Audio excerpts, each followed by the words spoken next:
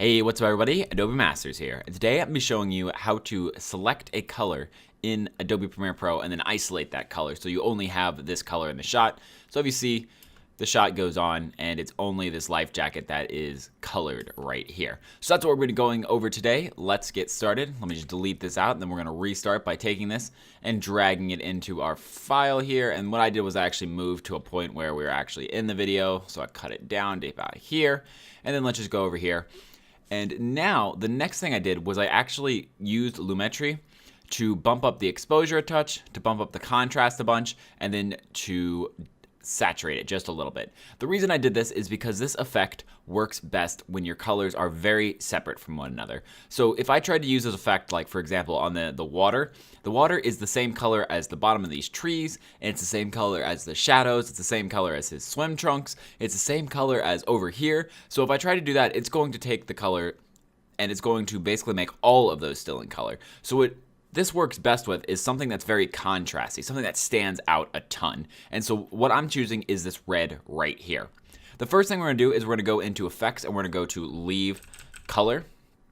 And so this is gonna be the basis of our effect. When we drop this on here, what we're gonna do is we are going to then go up to the effect controls. So click on this and then go up to effect controls. Then we're going to click on this right here, the eyedropper, and we're just gonna grab our red here.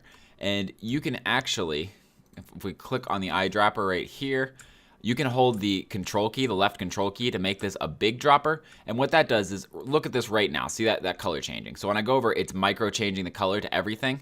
Now if I hold this, you'll notice that it doesn't change that much because now it's taking a really large average of colors. And that's what we want.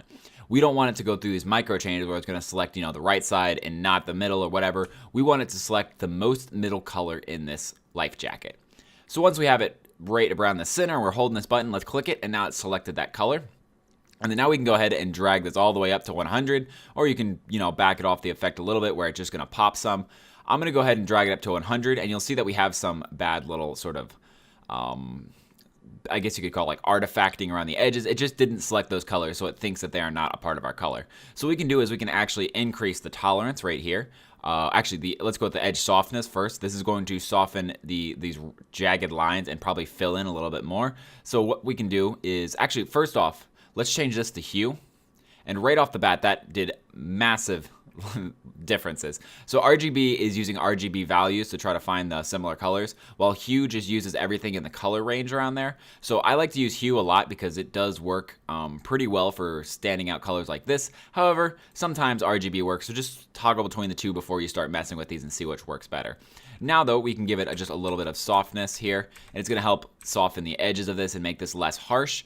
It doesn't look like it's doing a lot, but if you move back and forward, it just changes it just ever so slightly, and it does sort of make the effect, I think, more appealing.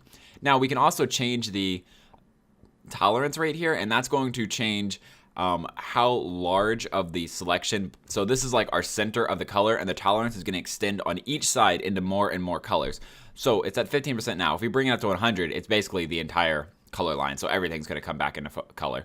Bringing it down, and you see that slowly the blues go out really quickly, and then suddenly there's only the oranges left, and then we can keep bringing it down, and then it just sort of focuses down, and now only the orange next to red is left, which means like skin tones and maybe like the orange on the trees from the sun. So what we want to do is we want to actually bring it up to about 15, where we're right in that range. But we only want this in focus. So how do we do that? We need to actually add another effect and do a little bit of sort of dual effect here. So the first thing we need to do is we need to make sure this leave color is only affecting the portion that we want. So we're going to click the mask button, and we're just going to draw this mask like so. And we have the benefit that our the thing that we're creating is always going to be in center here because the GoPro is kind of fixed right here. So this board could move probably anywhere in this sort of range. So we're just going to make sure that's right around this range, as long as it isn't touching the things that are still in color here, which would be all the people and then the back of the trees here. So this right here is a perfect mask that we can add here. And now you'll see that it's decoloring everything in the box, but there's still a ton of color out here. So the next thing we need to do is we need to go over here into color balance. And we want the HLS, which is hue, I believe luminance and saturation. So click on that. And once you drag that in here, you'll see that we have exactly that, lightness, okay. Hue, lightness, and saturation, which is basically brightness, which is basically luminance. So what this is going to do is it's going to affect the entire composition. So let's bring the saturation down to 100, and now you'll see that it overwrote our previous one. So to fix that, we're going to go up to the mask right here. We're going to hit Control C, or you can right click and hit copy. And then we're going to go to color balance, and then we're going to hit Control V. So what do we just do? We copied the exact mask from here to here. So now they have the exact mask. And now if we open up this mask, we can invert it. So now what you see, what we just did there was we took the top mask, which is our mask for leaf color. So we said this right here, inside of this, we're going to be dealing with leaf color. Now, everything outside of this, the exact mask inverted, so everything not in here, so the rest of here, we're then going to just make go down to -100. So we're combining the two effects here to really isolate the middle color here, and then we don't have to deal with all this tolerance stuff to make sure that the whole piece is working correctly. Now we can actually dial it in, and we can create a mask that is going to perfectly fit the other side here. You could also, if we animated this mask, like if this had to be animated, maybe the board moved across back and forth, so we had to move it over time, you can actually do all of that animation here and then copy and paste it, and it'll come with that animation data. So with that, you could just invert it again and it'd still work perfectly. The background would still be unsaturated. So combining both leaf color and color balance are really powerful because it'll allow you to isolate that color and then fix the rest of it by really making it, sort of lose its saturation. And that is how you isolate a color in Premiere Pro. Pretty easy. All you need is two effects and a little bit of mask work, and you got yourself a neat little effect where you can isolate a color and just, have some fun with it.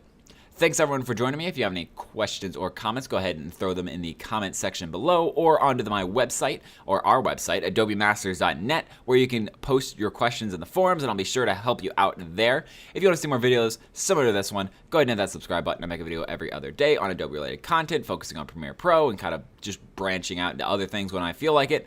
So yeah, hit that subscribe button, and until next time guys, see ya.